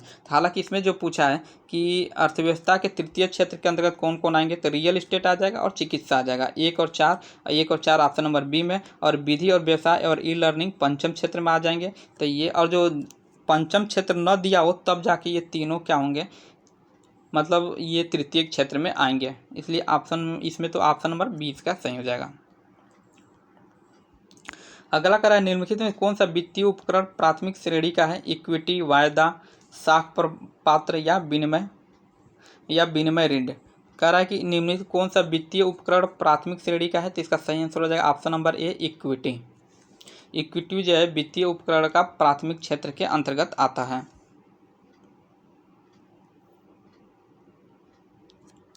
अगला प्रश्न कह रहा है कि कॉल मनी मार्केट अत्यंत लघु अवधि वाले फंड का बाजार है, ये क्या है? सही है। पहला कथन कारण संबंधित है, लेकिन कथन क्या है? सही है। कॉल मार्केट अत्यंत लघु अवधि वाले फंड का बाजार है, सही है। इसमें उधार लेन देन की सीमाओं का निर्धारण सेबी द्वारा किया जाता है। तो देखिए जो कारण कह रहा है ना, ये कारण क्या है? गलत है, क्योंकि कह रहा है कि इसका निर्धारण सेबी द्वारा किया जाता है, ये गलत है, क्योंकि इसका निर्धारण जो है आरबीआई के द्वारा किया जाता है। अब देखते हैं ये सत्य है और आर असत्य किस ऑप्शन में है। तो ऑप्शन नंबर सी में है, परंतु बी गलत है, इसलिए ऑप्शन नंबर सी इसका क्या हो जाएगा? सही हो जाएगा। अब अगला प्रश्न है 60 का रहा है कि भारतीय रिजर्व बैंक ने कब से कब तक पाकिस्तान के लिए केंद्रीय बैंक के रूप में कार्य किया? भारतीय रिजर्व बैंक ने कब से कब तक पाकिस्तान के लिए केंद्रीय बैंक के रूप में कार्य किया?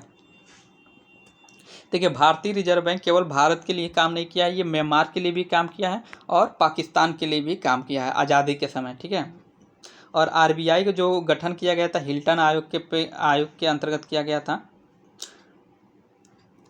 तो कुल मिलाकर जो कह रहा है कि ये इसमें प्रश्न उत्तर दिया जाए, भारतीय रिजर्व ने कब तक पाकिस्तान के लिए केंद्रीय बैंक के रूप में कार्य, दिसंबर 1947, अगस्त 1947, दिसंबर 1948 या जुलाई 1948। तो इसका सही आंसर हो जाएगा जुलाई 1948, ऑप्शन नंबर डी अर्थात सही हो जाएगा। और देखिए ये कहा है पाकिस्तान के लिए, यहीं कहा होता म्यांमार के लिए कब तक काम किया, तो म्यांमार के लिए काम किया था अप्रैल तक, ये म्यांमार के लिए काम किया था अप्रैल 1947, अप्रैल 1947 तक म्यांमार के लिए काम किया था और जुलाई 1948 तक पाकिस्तान के लिए काम किया था। प्रश्न संख्या 61 देखते हैं अब क्या कर रहा है कि भारत वर्तमान में भारतीय रिजर्व बैंक निम्नलिखित में से किस राज्य के बैंकर के रूप में कार्य नहीं करता है, असम, सिक्किम, गोवा या अरुणाचल प्रदेश। तो इसका सही आंसर हो जाएगा ऑप्शन नंबर बी, सिक्किम। वर्तमान में भारतीय रिजर्व बैंक निम्नलिखित में से किस राज्य के बैंकर के रूप में कार्य नहीं करता है, तो इसका सही आंसर होगा सिक्किम अर्थात ऑप्शन नंबर बी। अगला प्रश्न कर रहा है वित्तीय स्थिरता और विकास परिषद के संदर्भ में निम्नलिखित कथनों में से असत्य कथन चुनिए। इसकी स्थापना कब हुई थी, तो इसकी स्थापना 2008 में की गई थी। तो पहला कथन क्या है, सत्य है। लगता है गलत हमने बोल दिया कि इसकी स्थापना 2008 में की गई थी, ये कथन क्या है, असत्य है, क्योंकि इस जो वित्तीय स्थिरता और विकास परिषद जो है इसकी स्थापना 2008 में नहीं बल्कि 2010 में की गई थी। कब किया गया था, इसकी स्थापना 2010 में किया गया था, 2010। ठीक, वित्तीय स्थिरता और विकास परिषद जो था ये एक समिति के माध्यम से, मतलब इस सुझाव के माध्यम से इसको लाया गया था। और इस समिति का जो अध्यक्ष थे ना, रघुराम राजन समिति, ये रघुराम राजन समिति, और रघुराम राजन समिति का जो गठन किया गया था ये 2008 में किया गया था। ठीक, और ये जो इसकी स्थापना हुई इसी समिति के सिफारिश के माध्यम से 2010 में की गई थी। तो पहला कथन ही क्या है, गलत है। उसका कारण इसकी अध्यक्षता रिजर्व बैंक के गवर्नर के द्वारा की जाती है। तो दूसरा भी कथन क्या है, गलत है, क्योंकि जो इसकी अध्यक्षता है ये रिजर्व बैंक के अध्यक्ष के द्वारा नहीं की जाती बल्कि ये वित्त मंत्री के द्वारा, इसकी जो अध्यक्षता है वित्त मंत्री के द्वारा की जाती है। किसके द्वारा, वित्त मंत्री के द्वारा की जाती है। अर्थात दोनों कथन क्या है, असत्य है। इसलिए ऑप्शन नंबर सी इसका क्या हो जाएगा, सही हो जाएगा। पूछा कौन असत्य है, दोनों असत्य है, ऑप्शन नंबर सी।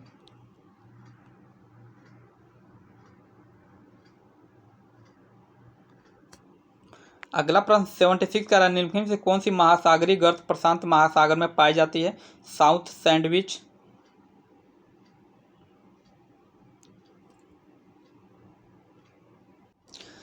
76 का लगता है प्रश्नों को कुछ हम लोग छोड़ दिए हैं, कोई नहीं। 62 तक था, आप 63 प्रश्न देखना है, हम लोग 63 देखते हैं अभी।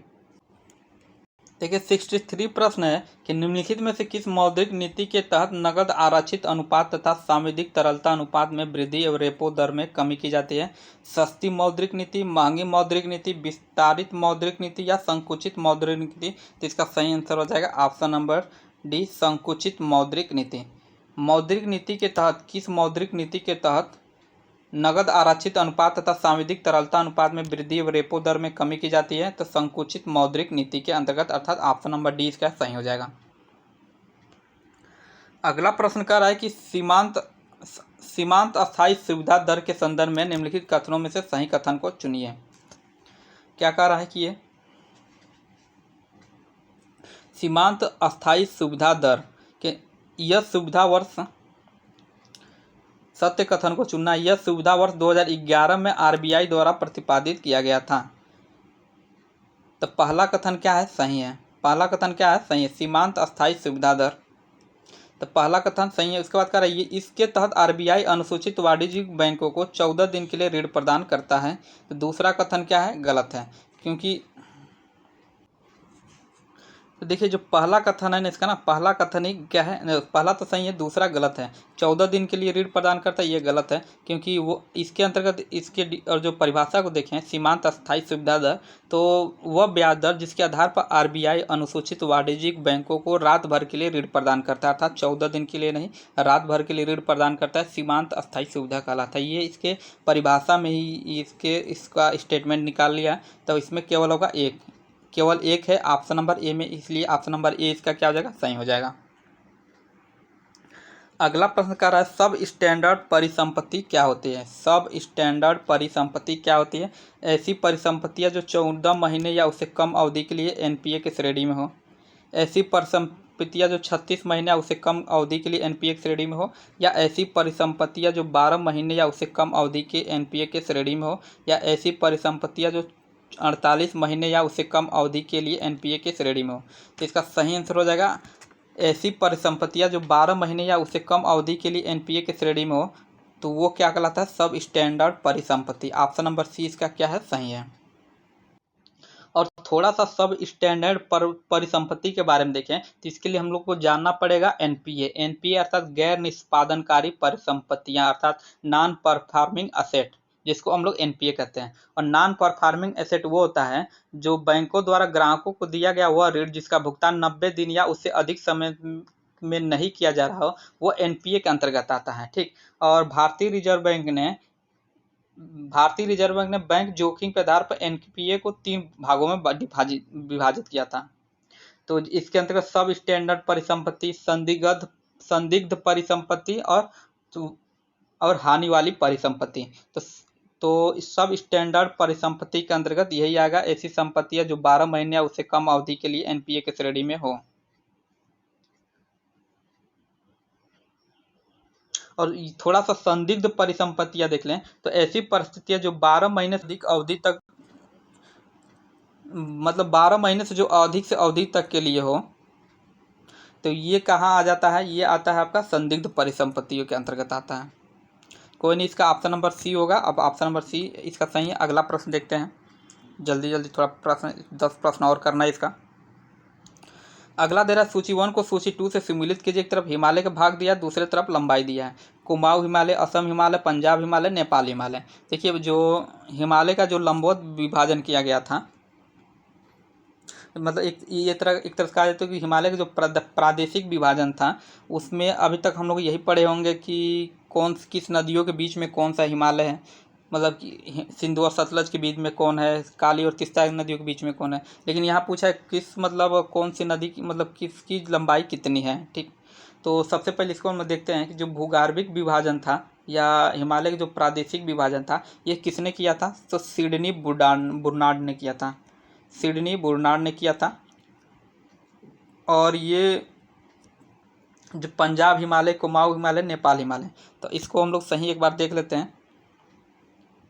जैसे आप लोग सिंधु से सतलज, हाँ,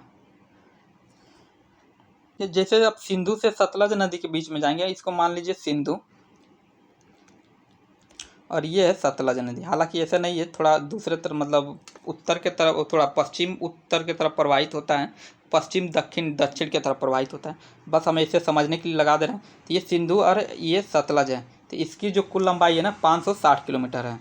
और ये आता है पंजाब हिमालय के अंतर्गत। तो पंजाब हिमालय किससे सम्मिलित होगा, सी का थर्ड से होगा।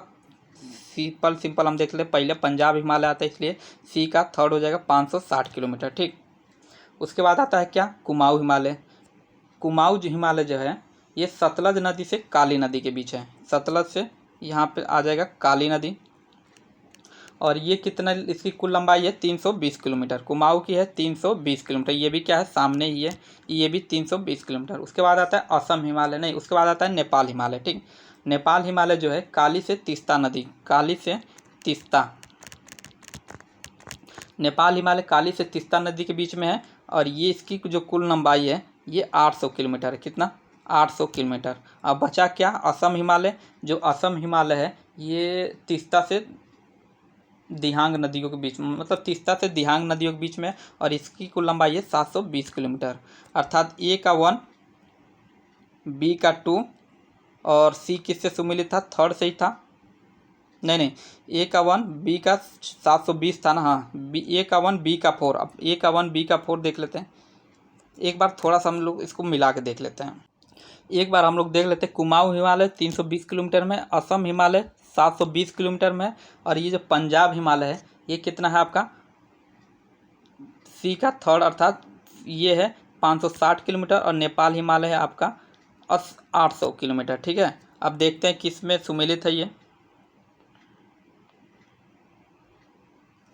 तो इसका आप लोग मिला दिए थे, इसको आप लोग देख लीजिएगा। इसका सही आंसर होगा ऑप्शन नंबर सी। ए का इसको या छोटा करके इंग्लिश में हम लोग देख ही लेते हैं एक बार, ठीक है।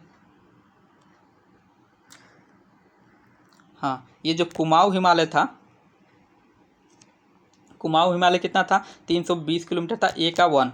अब देखिए ए का 1 किस में, ए में है, डी में है, अर्थात बी और सी तो बिल्कुल कैंसिल हो जाएगा, ये तो होगा नहीं, ठीक।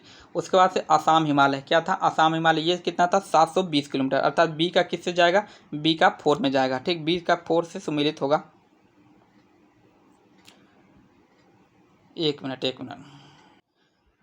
मिनट थोड़ा सा ये मिस्टेक हो गया था। सी में भी 1 है तो ये भी सही हो सकता है। बी का किससे, आसाम हिमालय 720 किलोमीटर है तो बी का 4 हो जाएगा।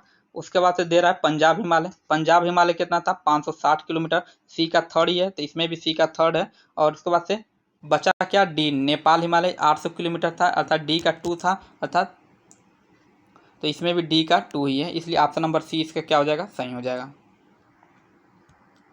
अगला प्रश्न दे रहा है, कुड़प्पा क्रम की चट्टानों का सर्वाधिक विकास निम्नलिखित में से किस राज्य में हुआ है, छत्तीसगढ़, आंध्र प्रदेश, केरल, महाराष्ट्र। तो सही आंसर इसका हो जाएगा आंध्र प्रदेश।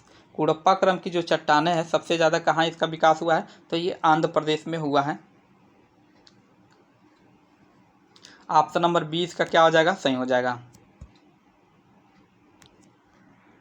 अगला प्रश्न 68 का राइट, निम्नलिखित कथनों में से सत्य कथन का चयन कीजिए। पूर्वी तटीय मैदान पश्चिमी तटीय मैदान की तुलना में अधिक चौड़ा है। तो पहला ही कथन क्या है इसका, सही है, क्योंकि पूर्वी तटीय मैदान पश्चिमी तटीय मैदान की तुलना में अधिक चौड़ा है, सही है। क्योंकि जो पूर्वी तटीय मैदान है ये बहुत सी नदियों के निक्षेपों से बना हुआ है तो इसलिए ज़्यादा चौड़ा है, इसलिए पहला कथन सही है। कोकड़ तट का उत्तरी भाग गुजरात का मैदान कहलाता है। कोकड़ तट का जो उत्तरी भाग होता है गुजरात का मैदान कहलाता है, ये भी कथन क्या है, सही है। देखिए जब भी आप लोग भारत का मैप देखे होंगे, एक मिनट थोड़ा गलत हो गया, ये जो पश्चिमी तट है ना, ये पश्चिमी तट क्या होता है कि गोवा से लेके कन्याकुमारी तक का जो पश्चिमी तटीय मैदान, दमन से गोवा तक का जो क्षेत्र होता है, ये दमन से गोवा तक का क्षेत्र होता है, ये कोकड़ तट कहलाता है, ठीक। ये क्या कहलाता है, कोकड़ तट कहलाता है। और यही गोवा से कन्याकुमारी तक आता है, यहाँ से गोवा से कन्याकुमारी तक आ जाएंगे तो ये कहलाता है क्या, ये कहलाता है मालाबार तट। ये आता है आपका मालाबार तट के अंतर्गत आता है, ठीक। तो दूसरा कथन जो दिया है सही है, कोकड़ तट का उत्तरी भाग गुजरात का मैदान कहलाता है, ये भी क्या है, सही है। क्योंकि कोकड़ तट का जो उत्तरी भाग होता है मैदान गुजरात का मैदान क्षेत्र के अंतर्गत आता है, तो इसलिए ऑप्शन नंबर सी इसका सही हो जाएगा। ए और बी मतलब 1 और 2 दोनों सही है।